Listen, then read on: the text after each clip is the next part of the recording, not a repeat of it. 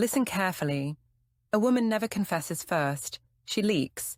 Not through tears or dramatic admissions, but through tiny phrases that sound innocent until you line them up like dominoes. I've been coaching men through relationship storms for 12 years, and I can tell you this: words are emotional fingerprints. They always leave traces. You don't catch them at first. They blend into everyday conversation, wrapped in reasonable explanations and soft tones. Then one day, they form a pattern, and that pattern is betrayal in slow motion. If you value truth over comfortable lies, hit that like and hype buttons immediately. Subscribe to this channel, and tell me in the comments what city you're watching from. I want to know where my strongest, most aware men are tuning in tonight. This story is about the 5 phrases that expose emotional distance before the truth ever surfaces. The subconscious language of guilt, the vocabulary shift that happens when a woman's heart has already checked out, even if her body hasn't. I'm going to walk you through each one, show you the context that makes them deadly, and explain the psychological mechanism behind why she can't help but say them. Before we start, understand this: when a woman changes emotionally, her vocabulary mutates before her behavior does. You'll hear new phrasing, polite distance, performance anxiety disguised as concern. Her messages get shorter, but her explanations get longer. Her best friend suddenly starts using the same deflective phrases too. Because when a woman hides something, her tone apologizes before her mouth does. The guilt leaks through linguistic choices she doesn't even realize she's making. Phrase 1, I just need some space right now. It sounds healthy, doesn't it? Self-aware, like she's doing the mature thing by creating breathing room. Modern relationship advice tells us space is necessary. Boundaries are sacred. But here's what I've learned coaching hundreds of men. In real emotional timing, this phrase usually arrives too late. She's already given that space to someone else, emotionally or mentally. A client once told me his wife cancelled their weekend plans with, "It's not about you, I just need to breathe." Reasonable enough, right? 2 weeks later, her coworker knew about the space before he did. They'd discussed it over lunch, dissected it, analyzed it. Genuine women take space quietly. They don't announce it like a press release. Guilty women announce it to control how you interpret their absence. Space isn't distance, it's preparation. She's testing how far she can detach while you're still in the room. She's seeing if you'll accept her emotional withdrawal without questioning it. And here's the kicker. By the time she verbalizes the need for space, she's already taken it. The announcement is just making it official. Phrase 2, you're overthinking it. That's not reassurance, it's deflection. When she says this, she's telling you to stop being the narrator of your own story. She's asking you to doubt your perception, to second-guess the instincts that evolution spent millions of years developing. I watched a man describe how his girlfriend laughed at his question before answering it. That laugh wasn't amusement, it was nervous deflection, a vocal tic to buy her brain half a second to construct the right response. Later, she told her friend, "He's starting to notice things. This is getting complicated." An unfaithful woman doesn't gaslight cruelly. She does it softly, not to hurt you, but to calm herself. It's conflict avoidance dressed as rationality. She needs you to stop digging because every question pulls at a thread, and she knows the whole sweater might unravel. But when she tells you to stop thinking, it's because she's already made decisions you're not included in. Your intuition becomes the enemy because it threatens her carefully controlled narrative. She's not lying to be malicious. She's lying to maintain her own internal story where she's still a good person. Phrase 3, you deserve someone who really gets you. This is the exit rehearsal. She's testing how far she can emotionally detach while still appearing kind, even noble. I've seen this play out identically across dozens of relationships. She says it after a small disagreement, then goes eerily quiet. She's watching your reaction, measuring how you handle the idea of her absence.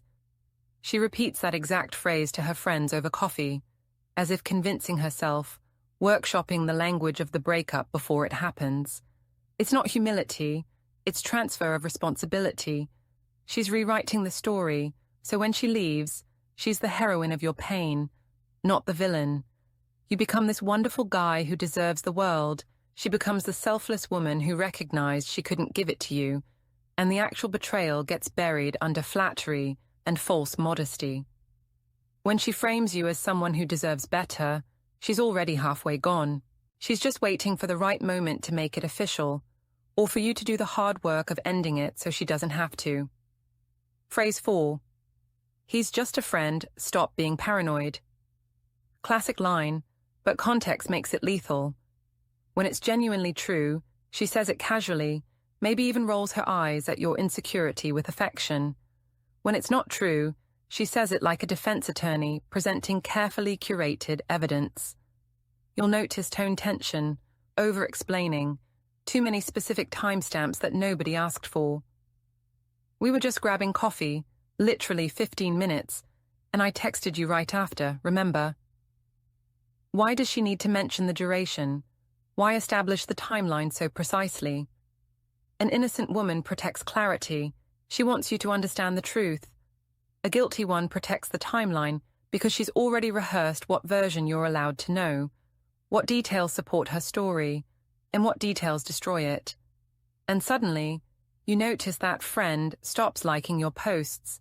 He becomes invisible in her digital life while occupying increasing space in her real one. She's compartmentalizing, keeping the world separate.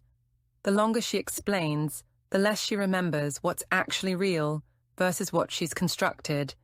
Phrase 5. I don't want to talk about this right now. This is her last firewall. It sounds like exhaustion, boundary setting, self-protection, but it's actually control. She's trying to stop the scene before you reach the truth, before the conversation goes somewhere she can't manage. You ask a direct question, why have you been so distant? And she pivots to something emotional that puts you on defense. Why are you being so accusatory lately? This isn't who you are. I once counseled a man whose girlfriend's best friend texted her mid-argument. Don't engage right now, just say you're exhausted and need to decompress. Stonewalling is emotional triage. She's preserving her story, protecting the version of events she needs to psychologically survive. Silence isn't peace in these moments. It's damage management. She's buying time to figure out exactly how much you know, what evidence you might have, how much she needs to reveal versus how much she can still hide. The pattern behind everything. Each of these phrases isn't random, it's choreography. They appear in sequence, create distance, deflect guilt, exit gracefully, justify the unjustifiable, then silence. That's the subconscious timeline of betrayal, playing out in linguistic patterns she doesn't consciously control. Her vocabulary changes before her affection does. Even her typing style shifts, more ellipses, fewer emojis, delayed responses that feel calculated rather than natural. Her autocorrect stops, knowing her patterns because she's typing carefully now, editing herself. Language doesn't lie. It just hides in tone and timing until someone's brave enough to really listen. And if you listen closely enough, you'll realize she already said goodbye weeks or months ago. She just didn't pronounce it clearly enough for you to hear it, buried it under qualifiers and softening language. The emotional science guilt doesn't shout, it explains. When women step outside a relationship, their language turns defensive. Soft, careful phrasing replaces clarity. I didn't mean to make you feel that way becomes code for I didn't do anything wrong. Listen for avoidance and dissonance. When her tone no longer fits her story, the truth is already between the lines. The final truth. They don't lie to hurt you. They lie to protect the version of themselves they still want to believe in. Your job isn't to prove it, but to trust your gut when her words sound too polished. After 12 years of coaching men, I've learned. The real confession always slips out early. buried in excuses that sounded harmless. The code was there all along. She's already told you everything. The only question is, did you hear it?